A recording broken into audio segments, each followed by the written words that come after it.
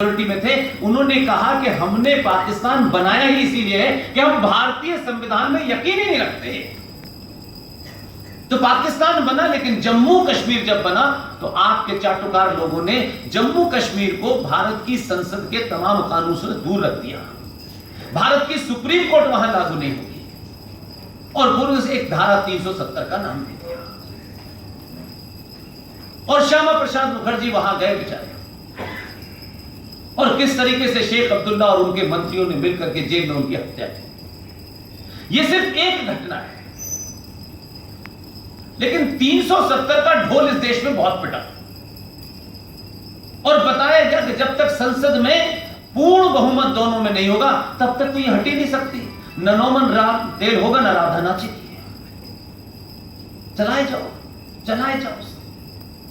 लेकिन जो सबसे खतरनाक धारा थी, जिसने पूरे भारत में जहर फैलाया, जिसने भारत के हर हिस्से में उस इस्लामिक जिहादी को भारत के नियमों के तहत स्थापित कर दिया, उसकी चिंता मैंने सुना है कि वकीलों के भी बड़े बड़े संगठन हैं, उन्होंने भी नहीं उठाया।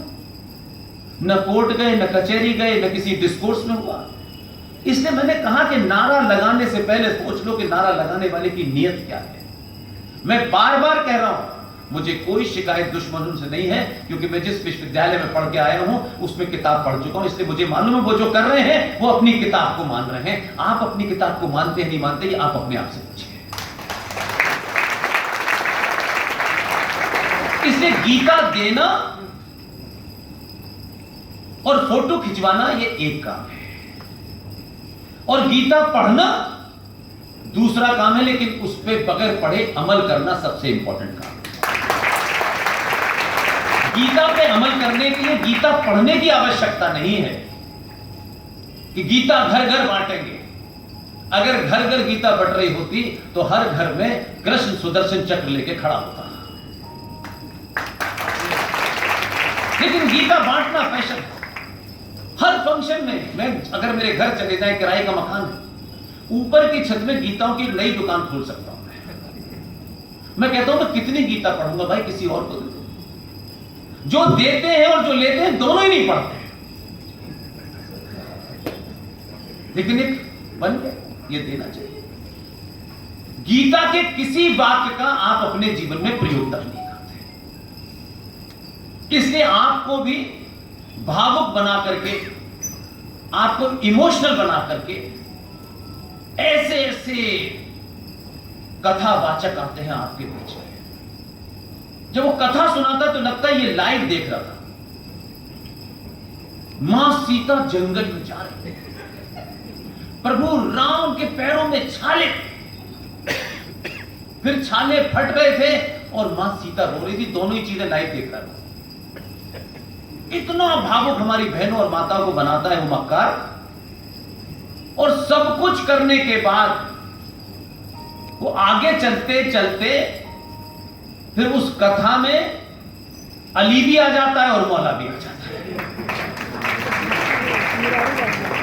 और हम मक्कार लोग ऐसे लोगों को 4-4, 5-5 करोड़ रुपए चढ़ा देते हैं। और फिर वो गुजरात में जमीन लेकर के कहता है कि मुसलमान पिछड़े हैं, इनके लिए मैं स्कूल बनाऊंगा। तो एक बार उन्हीं से पैसे ले ले भाई। लेकिन ये चल रहा है हमारे। अब कौन सी ऐसी संस्था है आपके पास जिससे आप ये कहें कि यार ये कम से कम ये सच तो बोलते हैं, भले ही कुछ नहीं कर पाते। लिहाजा हम राम के चरित्र को आधा पढ़ते हैं और आधा नहीं पढ़ते हैं, क्योंकि आधा पढ़ने में पैसे मिलते हैं और आधा अगला पढ़ा दिया तो कहीं ऐसा ना हो कि धनुष बाण लेकर के यही बापू के खिलाफ खड़ा हो जाए, तो उसकी चर्चा मत। कृष्ण भगवान की लीला, बस वही लीला के बारे में बताते हैं। माखन चोर माखन खाया, ये किया वो किया, गोपियों के कपड़े लेके चला गया। यही हमारा सिर्फ ज्ञान है कृष्ण के बारे में।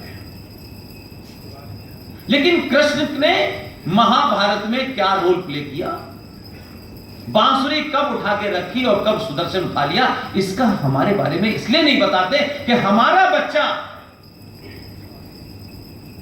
भगत सिंह न बने, हमारा बच्चा तो फूल वाले चाचा की तरह 19 साल किसी तरीके से देश का प्रधानमंत्री बने, पड़ोस में क्या कहते हैं भगत सिंह पैदा हो, वो लड़ेगा, हम तो लड़ेंगे। हम इस बीमारी से ग्रस्त हैं और ये खूब खुल्लम खुल्ला कर रहे हैं। इसलिए मेरा बच्चा नहीं जाना चाहिए, ये फालतू का काम मेरा बच्चा नहीं करेगा। करने तो जिनको, हमें तो जब लूट का माल मिलेगा तो उसमें हिस्सा लेने जाएंगे।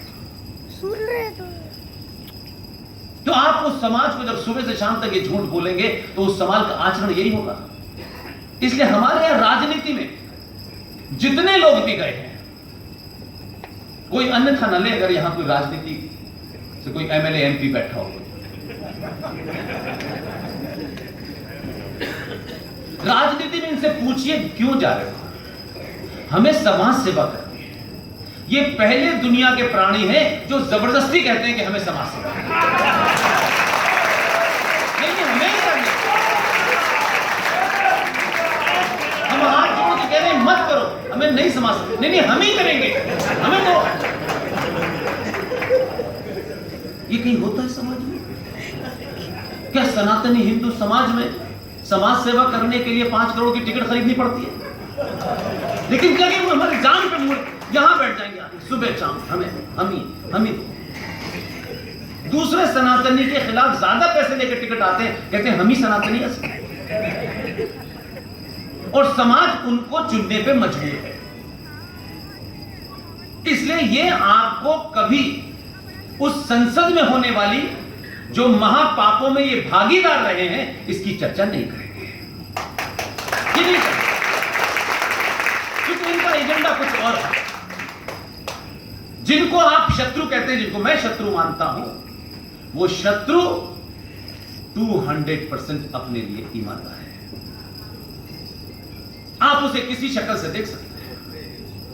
वो इतना ईमानदार है कि वो आपके बीच में से दलालों को खरीदता है और दलाल अपना मुंह बंद करके पार्लियामेंट में बैठ जाते हैं, विधानसभाओं में बैठ जाते हैं और फिर ऐसे अनजान बातें करते हैं कि जैसे उनके सामने हुआ ही नहीं। इस 70 साल के इतिहास में अंग्रेजों से ज्यादा खतरनाक ये दलाल हिंदू है।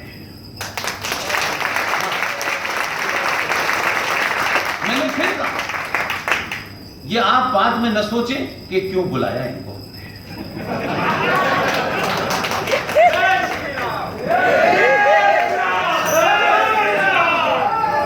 इसलिए मैं इस सभा में जो आपने रात के 8 बजे तक मेरा इंतजार किया, मैं कतई नहीं चाहता आपसे एक बात कि मैं यहां से जाऊं और आप घर जाएं और कहें साहब 2 घंटे तक बोले लेकिन सब झूठ था, कोई सच नहीं था। मैं चाहता हूं कि मेरे जाने के बाद मेरी बातों को 10 तरह से वेरीफाई करें, किताबों के माध्यम से करें, इंटरनेट के माध्यम से करें, ओरिजिनल सोर्सेज के माध्यम से करें, और इतना करें कि आपको नींद ना आए, तब तो मेरा यहां आना सफल है, नहीं कोई मकसद।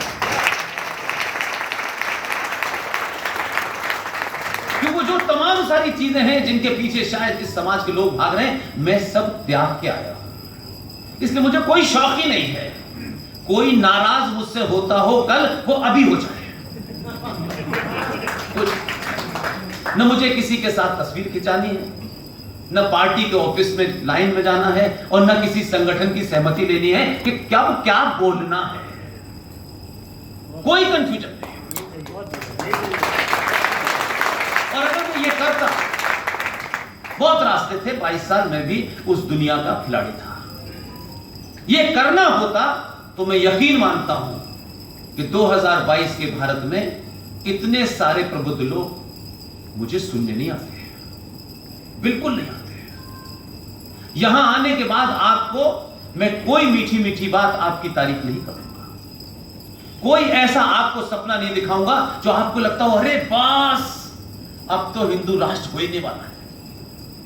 ये वो कोई सपना नहीं दिखाऊंगा, ये झूठ फरेब में आपको करने नहीं आया। मैं चाहता हूं मेरी बातों को आप सच की कसौटी पे कसें और फिर अपने आप से मंथन करें कि आखिर दुनिया में हम कौन लोग हैं जिन्होंने पूरी दुनिया को ज्ञान दिया। विश्व की अर्थव्यवस्था में 33% आपका कंट्रीब्यूशन था, लेकिन आज सनातनी हिंदू 2 रुपए किलो चावल और 1 महीने बिजली फ्री में बिक रहा है।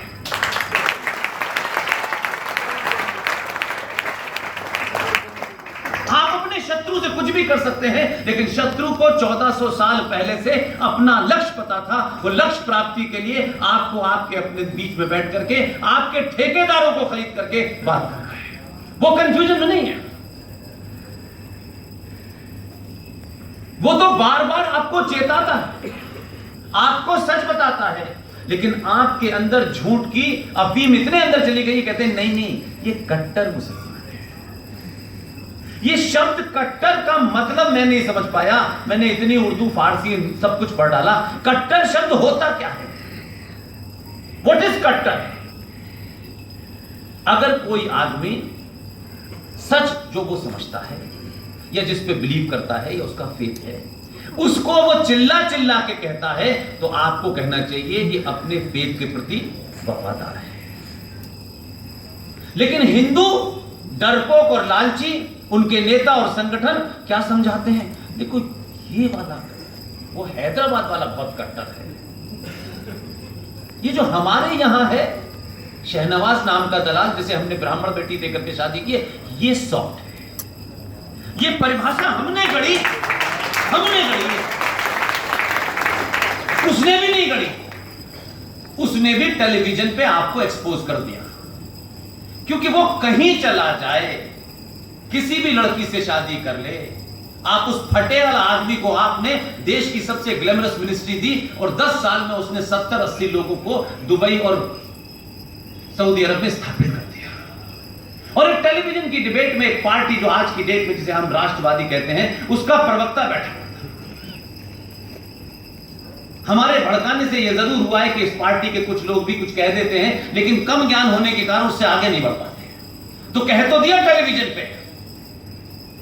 तो उस आदमी ने, जिसे आपने अपनी ब्राह्मण बेटी देके कहा कि अब तो दिल जीत रहे हैं आजकल हम, उसने कहा कि मैं भारतीय जनता पार्टी का लीडर जरूर हूं, अगर कुरान के बारे में बकवास की तो मैं बीजेपी की एक भी बात नहीं सुनूंगा।